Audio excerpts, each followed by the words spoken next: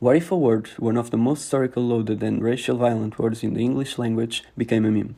That is exactly what has happened to the N-word on digital platforms. Over the last decades, this term has migrated from its origins to become an object of mass participatory culture online.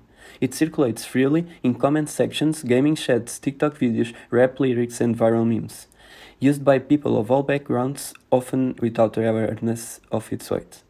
My central argument is this: the circulation of the N-word across digital platforms illustrates how platform cultures render cultural meanings unstable. A term historical tied to racial violence has become simultaneously a symbol of identity, a comedic tool, a political controversy, and a vehicle of extremist discourse. This transformation reveals the central role that platform affordances, algorithm logics, mimetic spreads, and participatory culture play in amplifying ambiguous content and dissolving what scholars call contextual integrity. The idea that meaning depends on the context in which it is shared. To understand why this happens and what it tells us about platform cultures, I will use four theoretical frameworks: platform affordances and technological mimesis, Gerbaudo's clustered publics, and the Binotis concept of conspicuousness. The N-word has documented history as one of the most violent racial slurs in American history, used systematically during slavery and segregation to dehumanize black people. From the late 20th century onwards, a partial reclamation occurred within black American communities, particularly through hip-hop culture, where the word was reappropriated, stripped of some of its original violence, and invested with new meanings of solidarity, identity, and resistance. This reclamation was always contested and context-dependent. The word carried different weight depending on who said it, to whom, and in what context.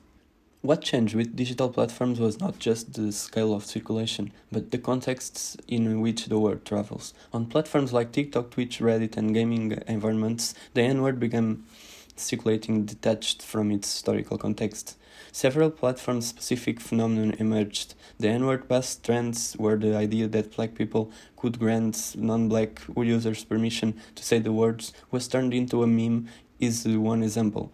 Another is the widespread of N-word of memes and coded spellings designed to evade content moderation while maintaining communication function.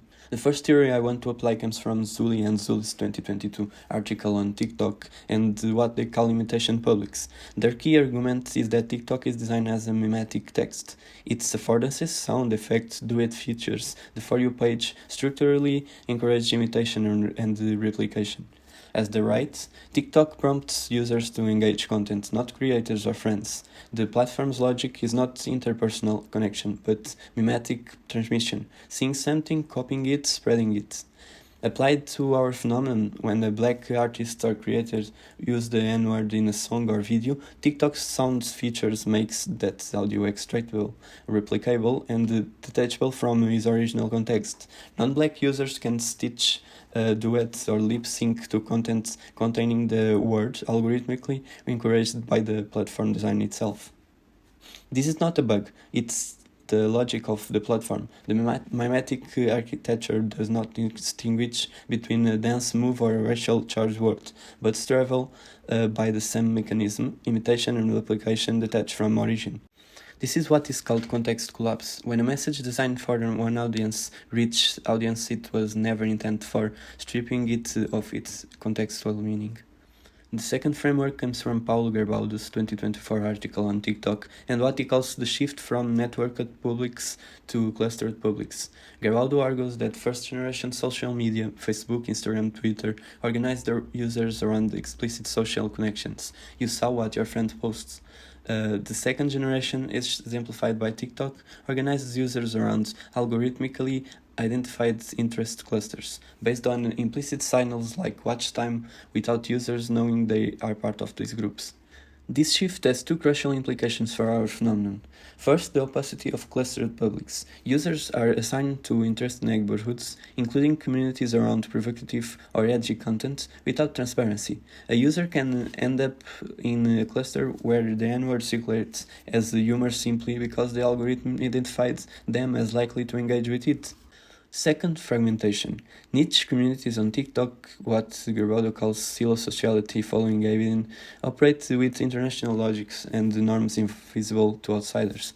Within certain gaming or irony bro communities, using the N-word may be normalized, and the algorithm clustering reinforces and amplifies this norm without public accountability.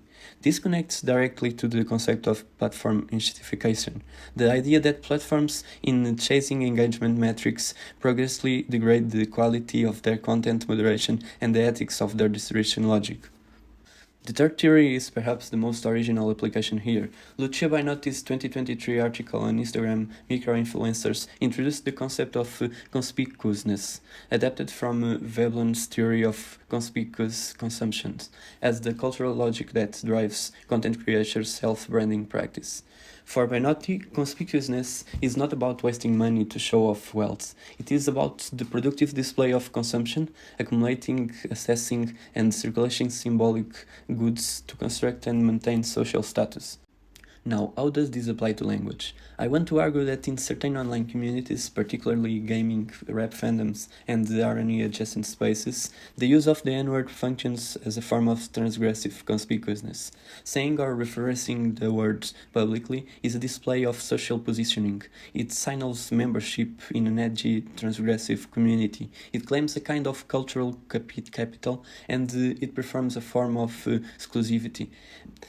Using Bainotti's distinction between seeking exclusivity and negotiation belongingness, some users perform the N-word as exclusivity, distancing themselves from mainstream norms, while others use it to negotiate belongingness, claiming membership in subcultures where this language is normalized.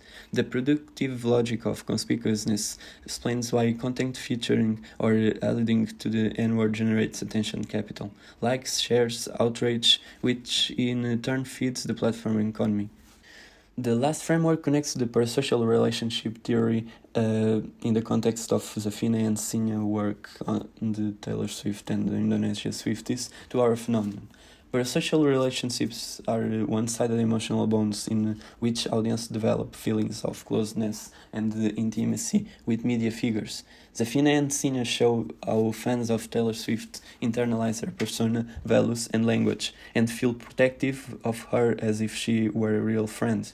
In the context of the N-word, this dynamic works differently but structurally similarly. Many fans of black artists, particularly in hip-hop, develop parasocial bonds with their favorite musicians. They absorb their language, their slang, and their cultural markers as part of their fan identity. Singing along to a song that contains the N-word becomes, within the parasocial logic, an act of emotional belonging rather than a consciously racist one.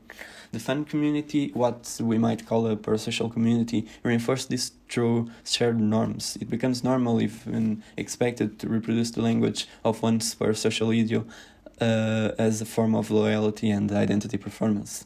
This does not excuse the harm caused, but it does explain the mechanisms. And it reveals how platform culture can facilitate the spread of harmful language through the logic of emotional belonging and community identity. The dominance of For You page among TikTok's most used hashtags illustrates about the concept of clustered publics, where visibility is shaped by algorithmic recommendation rather than social connections. Users are not grouped through explicit networks, but through opaque engagement-based clusters, which determines what content they are exposed to. To conclude, the circulation of the N-word across digital platforms is not simply a moderation problem or a cultural controversy. It is a window into the logic of platform cultures. Through the lens of technology mimesis, clustered publics, conspicuousness, and the parasocial community, we can see how platform architecture transforms a historically specific context-dependent word into an object of mass participatory culture. This happens because platforms are built to maximize engagement, not to preserve meaning. They amplify ambiguous content, dissolve contextually boundaries, reward transgressive display, and cluster users into communities that reinforce their own norms. The N-word online is not an exception, it is a symptom, and studying it forces us to ask, what responsibility do platforms bear for the cultural transformation they produce?